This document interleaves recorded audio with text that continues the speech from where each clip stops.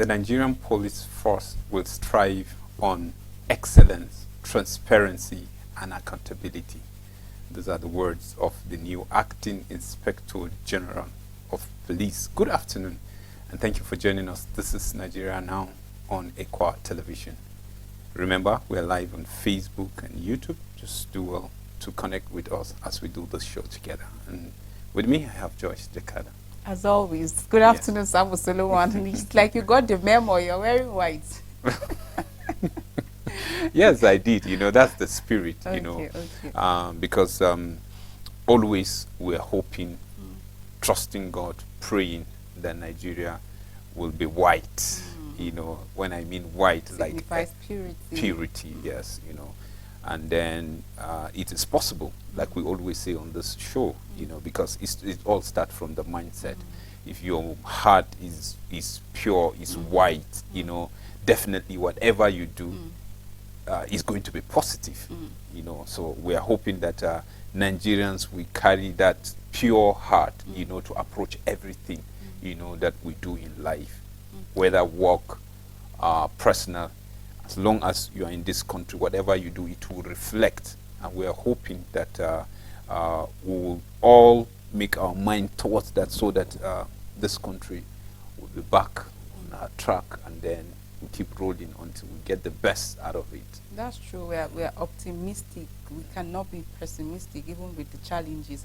And like you said, beyond purity, white also signify peace. At the time when Nigeria has been challenged with issues of insecurity, all hopes are actually not just on the current administration, but actually on the police force. You saw you just said it while opening, how the IGP talking about the new Inspector General of Police, Kayode Egbetokun, was talking about excellence, transparency, accountability, and then Nigerians are actually hoping at a time where internal security is actually not assured, cut across different states in Nigeria.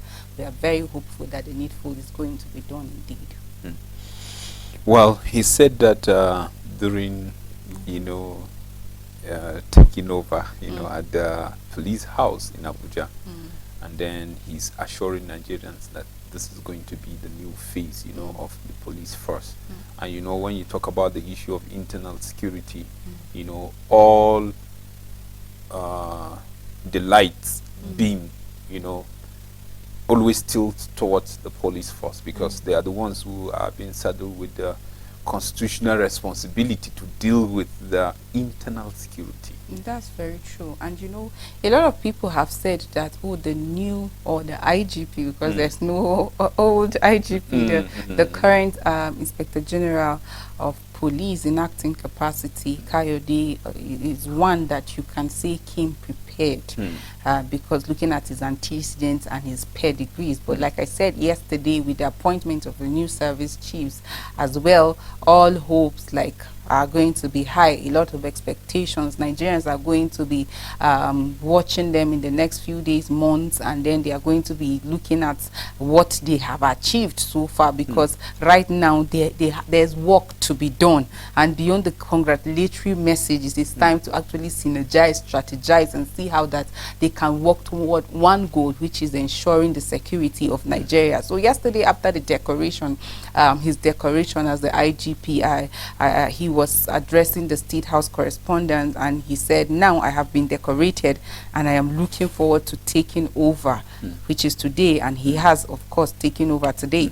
And he said he feels like a tiger inside of him, ready to chase away all criminals in Nigeria. And he also talked about the fact that sometimes he feels like a lion that is ready to devour all internal enemies of Nigeria. And that is, of course, a primary responsibility of the police force. And looking at Kayode Egbetokun, he's the 13th person to occupy the position of the IGP since 1999, and his career in the police began way back March 1990 as cadet ASP Course 16, and he has PhD in peace and security studies. He had experience and had taken numerous courses and conferences in the area of security.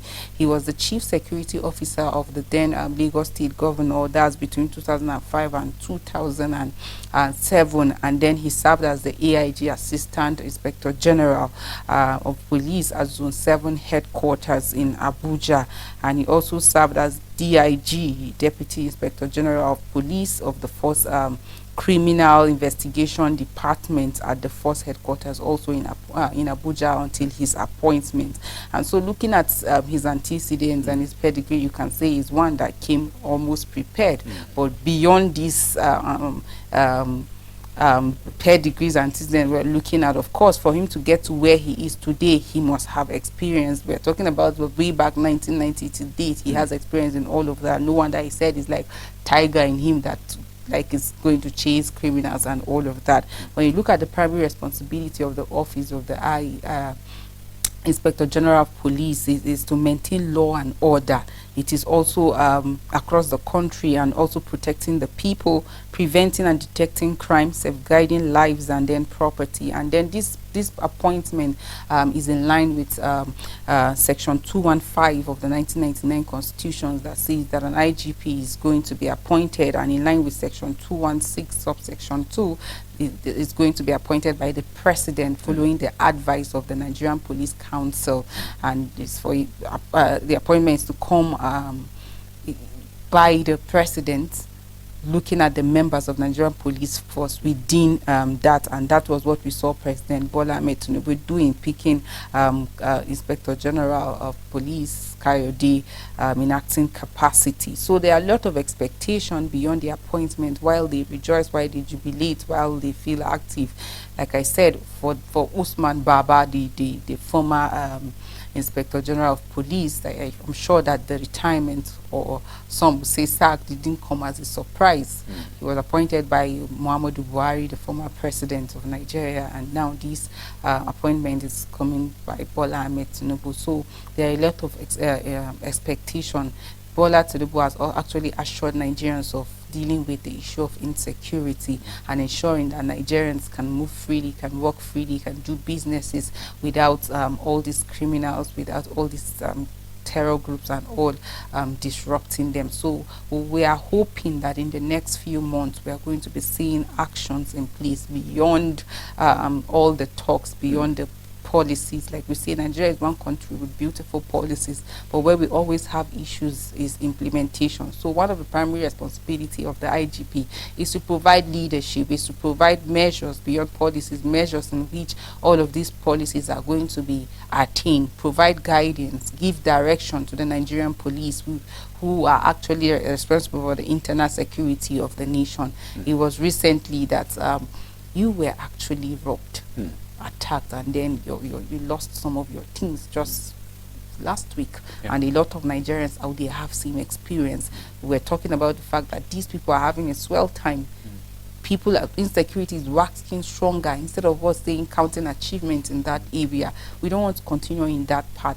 Like I will always maintain, if a government, if we fail in the area of security, then we can't count any achievement, because once there's no security, you can't boast of anything.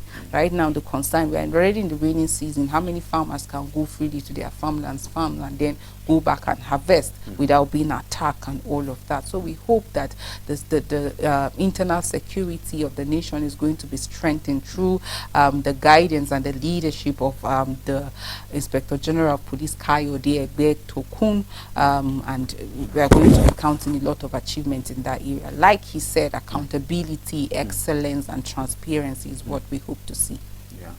Yeah, stressing those words, there are words that you can't just throw them anyhow because of the weighty nature of those words. When you talk about excellence, you talk about transparency, you talk about accountability. I think whatever you are doing, that's what we were building even the show on, today. Because if you have a clean heart, definitely, whatever you're pursuing should be around, these words, excellence. That's what God expects us, to do in whatever we are doing. Accountability, once you are given a responsibility, you are to be accountable for that, and then transparency. It demands, because you are leading people, they want to know how you want to achieve this, or how you have been achieving this, or how you have been spending this amount of money on what, and are we seeing result? If we are not seeing result, what is it? They want to see leaders on your up. And just like the way you said, looking at his antecedent based on what you said, his academic qualification, his experience, raising through the ranks, you will say he's not a novice. Yeah, you can say that he's not a novice. He knows the police structure. He can tell you, from the other ranks to officers, he can tell you how they behave. And from the offices he handles, definitely you will say, I will agree with you that he's prepared. And this appointment is coming at a time whereby Nigeria is faced with this issue of insecurity, and knowing fully that police are the ones supposed to handle the issue of the internal security. But we have sabotage, those that sabotage the effort of the government if they want things to work. Because like what you said, what happened to me around Plateau Hospital, they came 3 in 1 with 2 bikes, 6 of them, 2 holding guns, and they attacked me. They put a gun on me and they said, bring whatever you want. They want to pick me, and I said, to where? What have I done? And then the other guy said, let's just go and leave him. At around 8:08 or thereabout, at that open space, Plateau roundabout in Plateau State, just Nigeria, which is very open, very busy. And what baffles me is that there is a law that prohibits people using motorbikes, but you see those people using, and the police are seeing them. What is happening? Some of them will just go and then have their way and then grab these guys and then they settle them and they go. And you can't tell what they are even doing because already there is a law prohibiting motorbikes. And they use this to rob people, to pick people to unknown destination. I was just lucky. Maybe I wouldn't have been here.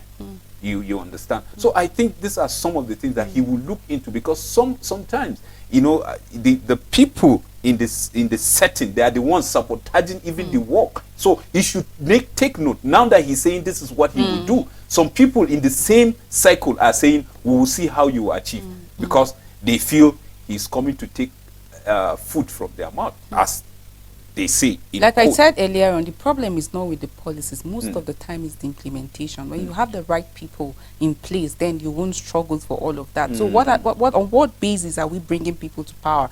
On what basis are we transferring people to different states? Is it because this person is not my ally, so I'll take him to on a particular location to go and suffer, or am I doing transfer because this person is on the basis of competence? I know when I send him to Mangu or when I take him to Barikin Ladi, he's going to ensure that there is actually peace in that area. So even from appointment, even from transfer, even whatever he's going to be in, he's doing, he spoke about transparency, he spoke about accountability. How many of these criminals can we account for that, yes, they were actually prosecuted and the law took its place? Like sometimes you spoke about some of these criminals within our own society or community. You see them, they are arrested. After some weeks, they are back in the community. And then sooner or later, you hear that these things, before now in Jos, we are hearing of all this collating of phone, like snatching of phones and all of that. And then it was more like an issue that went low.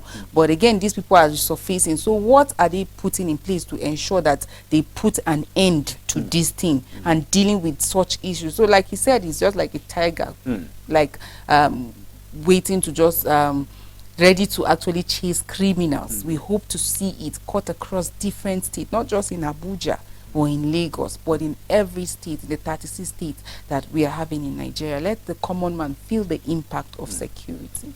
You're right. Let's see tigers around him, not vultures and then people that will sabotage his effort. Because if you say you are feeling like a tiger, like a lion, and definitely if you don't carry along tigers with you, definitely they will sabotage your effort. And Tent Assembly to spend 24 billion for accommodation. Well, it's not even surprising because this is like a practice. You expect that out of the budget allocation, fiscal allocation, like a particular amount of money will be allocated to members of the National Assembly for their accommodation, because they will tell you about the plenary, they need to be there and all of that. And these people are not just alone. They have their aides, and all accommodation has to be provided for all of these members. So federal government is saying that they are going to be spending 24 federal government's is to spend 24 billion naira for members' accommodation, and then the 10th assembly are to, like, they're actually going to vote for that money. And going by the revelation, by the Revenue Mobilization and Fiscal Allocation Commission, they are to spend the housing allowance for senators, 107 senators, is 1.38 billion naira, and for the 356 members of the House of Reps, 4.49 billion naira. And that's excluding the Senate President and the Deputy Senate President, the Speaker, as well as the Deputy Speaker. Well, the amount to be spent on their housing allowance is not revealed. And I was asking myself the question, why? You will recall that recently Serap have called on the Senate President, Godswill Akpabio, and other 13 governors at the 10th National Assembly to reveal to Nigerians what they are collecting as pension as ex-governors. Now, this is just apart from those pensions, those whatever they collect as ex-governors for these 13. There's going to be, at the end of this, severance package, furniture allowance, housing allowance, wardrobe allowance, and all of that, not just for them, including their aid. We've been talking about cutting the cost of governance and all. If you calculate about 5.87 billion naira that is going to be spent on this housing allowance in 4 years, it is expected about 24 billion naira must have been spent on housing allowance for most of these for the members of the National Assembly. And now a lot of reasons have been given as regards this. About 900 people are looking for houses in Abuja, 400 members of National Assembly, and then about 500 of their aides and on. So, you know, it's normal that when demands are high, cost is also high, and that's what they're actually experiencing, because they liken the increment to the increase also in the prices of accommodation. It used to be some of places 3 million, but now it has been hiked by about 60%, 6 million naira. And then people, some of these senators, they are not renting, they are buying some of the houses and all of that. So it's a huge one. It's a huge one, if you ask me. And some of the agents likened it also to inflation, removal of first subsidy and all of that. And I was asking myself if the houses were built after the May 29th announcement or before May 29th announcement. You know how we talked about the fact that when policies are being put in place, some people like to take advantage of it. And then when we don't have a control measure, we don't have a monitoring system where we can control all of these things, then everyday people suffer. My concern is even the workers in Abuja, because whether you like it, they will be affected. Now, houses that on a normal day you should afford, it has been increased because of the number of people that are like coming in, and they want it no matter the cost. There's no system of control. So it means you, that is an average worker in Abuja, you cannot get a house for that. So you have to stay way like farther than the town, and then look at the cost of coming to work and going back and all of that. So as a nation, we must consider cutting the cost of governance. We must consider it, because when we are allocating such a humongous amount of money to just housing allowance, what happens to the educational system? How much is asking for that has continuously led to strike? What about the health sector? NAD threatened strike some weeks back. The joint health sector also strike. So some of this money that are being allocated for all these packages, can we look into it? Can we look into it? We say the primary responsibility or focus of governance, it should be about the people. I recall that during the inaugural speech of the Senate President, he said that they are going to set committee that will look into the welfare of the senator. Remember how I said that very day that, it's funny how that's the first agenda about the people. But, well, we are not kicking against that. They have to be fine to take decisions and policies that are going to be in alignment to what the people need. But let's put Nigerians at the forefront. Look at the money that some of these people are collecting as ex-governors, as ex-this and that. And then yet, an average Nigerian cannot afford the 3 square meals. Some are living on 011, some 100, some 101. So can we consider them as we take decisions, as we allocate some of this money? Most of the revenues are generated from where? SMEs and all of that. So I hope that the forefront to be the interests of Nigerians as a whole. Well, you see, Nigerians are really complaining bitterly concerning this amount of money that the National Assembly members are collecting. You remember sometimes back they were talking about the wardrobe allowance, you know, which people have been raising alarm on it. And then when you look at now issue of accommodation and this kind of money is going there, and then you are telling people that so much money went into subsidy and then it went to wrong hands, and then without following those people, and we're hearing that, you know, fuel subsidy is no more, and people ask what happened to those people that ate illegal money. You know, those money should be recovered, because it's even the responsibility of members of National Assembly. It's provided in the Constitution. Public funds, public accountability of public funds. We should not be hearing, oh, 16 trillion naira cannot be accounted for. No, they should follow. Remember, in 2012, a committee was set to look into all of that, the corruption that is taking place in the oil sector and all. But you won't hear anything. Why? At the end of the day, oh, because he's my brother, he's from my side and all. Until we deal with this issue and we let accountability be accountability. Because if you're accountable, that means you, regardless of who is involved, crime is crime. Yeah. It is not about, oh, it's my brother, is from my zone, so he's our own criminal, let him be the thief that he is. We must look into that area. Transparency and accountability. Like I say, Nigerians need to reduce their expectations and start holding people accountable. If we are going to be accountable, then all these public funds that are in agencies, that are in private and public sectors, are going to be covered. Any transaction you make in your bank now, you'll be told that 5% or 5 naira federal government whatsoever is that money in federal government custody still in some of these banks. So the National Assembly also need to look into that area, recovering public fund and ensuring that all those money are being used for the interest of the public. Well, that's where I'm going to. You know, if you say you are budgeting this money because yes, the member have to be comfortable, you know, to do their constitutional duties, then definitely once you are comfortable, you get this money, then sit down and look at what are the interests of the masses. Because like you rightly said, first speech, you're talking about the welfare of the members of the National Assembly. Yes, which is fine. There's nothing wrong about it. But after that, what happened? The welfare of Nigerians. What are we talking when you talk about the welfare of Nigerians? Transport sector, health sector, education, like you rightly said. What is happening there? Are they people that are responsible for a particular project, or they are supposed to deliver something and it's been settled, it's been paid, and then they didn't deliver those things? You look into those areas, and then that is when Nigerians will feel, yes, you are comfortable, but you are doing the right thing. But when they are not feeling the impact, it becomes an issue. Yeah. So we are trusting God and hoping and praying that this 10th Assembly will do something different. Like he said he's known to be an uncommon governor, uncommon minister. Now he's an uncommon Senate president, leading an uncommon 10th Assembly. Yes, we want to feel the impact. We really want to feel the impact. And you know, a government cannot